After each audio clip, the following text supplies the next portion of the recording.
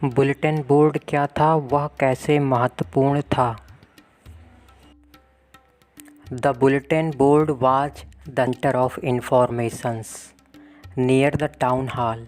Town hall के नज़दीक, यानी एक ऑफिस का नाम है टाउन हॉल, वहाँ के नज़दीक बुलेटिन बोर्ड यानी सूचना जो पट था वह सेंटर ऑफ इंफॉर्मेशन था, यानी सूचनाओं का केंद्र था। बुलेटिन बोर्ड सूचना पट को कहते हैं जो अक्सर ऑफिस के बाहर लगा रहता है। फॉर द लास्ट 2 ईयर्स, पिछले 2 वर्षों से, ऑल द बैड न्यूज़, जितनी भी बुरी खबरें थी, had come from the bulletin board, इसी सूचना पट के माध्यम से दी जाती थी या आती थी।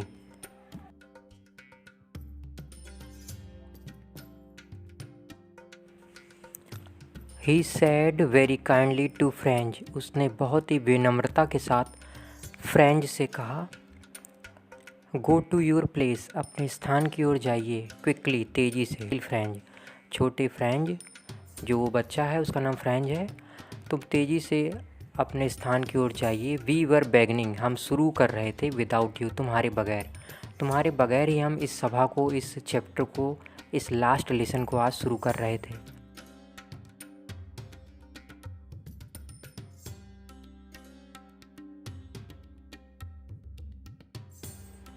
M Hamel spoke, M Hamel ने कहा, दैट द फ्रेंच लैंग्वेज, कि फ्रेंच भाषा, was the most beautiful language, बहुत ही सुंदर भाषा है, इन द वर्ल्ड, संसार में फ्रेंच भाषा बहुत ही सुंदर भाषा है। इट वाज द क्लियरेस्ट, यह सबसे क्लियर यानी स्पष्ट भाषा है, and the most logical language, और बहुत ही तार्किक भाषा है यानी बुद्धिमानी वाली।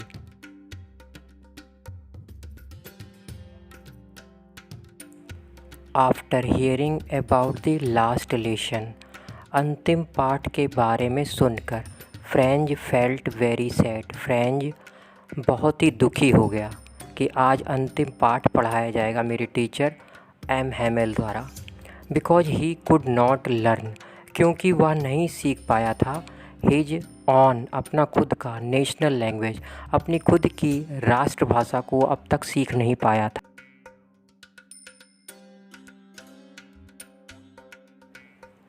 No, French could not recite the participles, नहीं, फ्रेंच पार्टिसिपल्स को नहीं सुना पाया। रिसाइट मतलब सुनाना।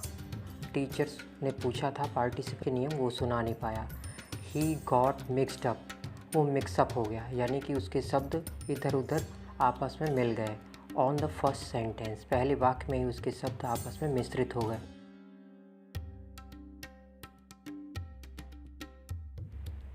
M Hamel blamed for the parents and himself, M Hamel ने ब्लेम किया, दोषारोपण करा या दोषी ठहराया, पेरेंट्स को भी और ख़ुद को भी उन्होंने दोषी ठहराया। ही सेड, उन्होंने कहा, that parents wanted their children to earn, earn का मतलब कमाना। उन्होंने बताया कि पेरेंट्स चाहते थे कि उनके बच्चे भी कमाएं, सम मनी, थोड़ा सा पैसा, ऑन मिल्स, मिल्स का मतलब मिलों में काम करके या फार्म में काम करके कुछ पैसा कमाएं। इंस्टेड ऑफ, के बजाय, स्टडीज़, पढ़ाई के बजाय वे मिलों में जाकर काम करके कुछ पैसा कमाएं। M Hamel often sent them on holidays, M Hamel ने भी यानी टीचर ने भी उनको अक्सर छुट्टियों पर भेजा, यानी उनकी छुट्टी कर देते थे वे।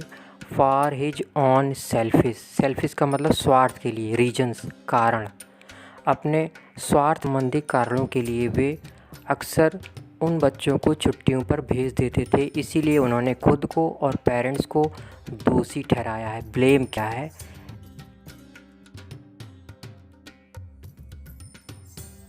M Hamel said, M Hamel ने कहा, व्हेन पीपल आर एनस्लेव्ड, जब लोगों को गुलाम बनाया जाता है, enslave means Ghulam banana, their language is the key, उनकी भाषा ही उनकी भी चाबी है, टू प्रिजन, उस जेल से बचने की जो चाबी है वो उनकी लैंग्वेज है।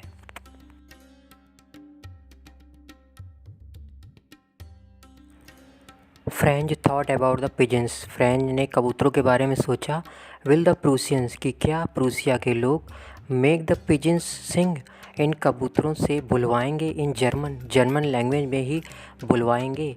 सिंग का यहाँ बुलवाना है।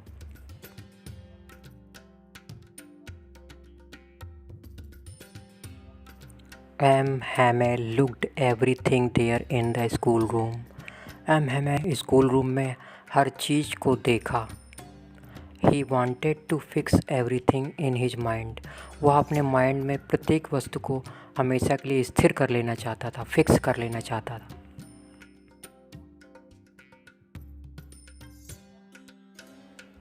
व्हेन द क्लॉक इज 12, जब घड़ी ने 12 बजाए, स्ट्राइक बजाना, स्ट्रक बजाए।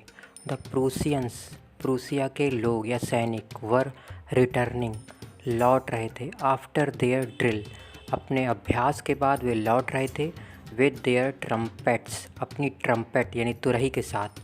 जो सैनिक थे उनके हाथों में तुरही थी जो बजाई जाती है अक्सर सैनिकों द्वारा। एम हैमेल गॉट पेल, जो टीचर थे एम हैमेल, पेल का मतलब है पीले हो गए, गॉट होना, हो गए, एंड स्टूड अप, खड़े हो गए, फ्रॉम हिज चेयर, वे पीले पड़ गए और अपनी चेयर से खड़े हो गए, यानी वे घबरा गए थे।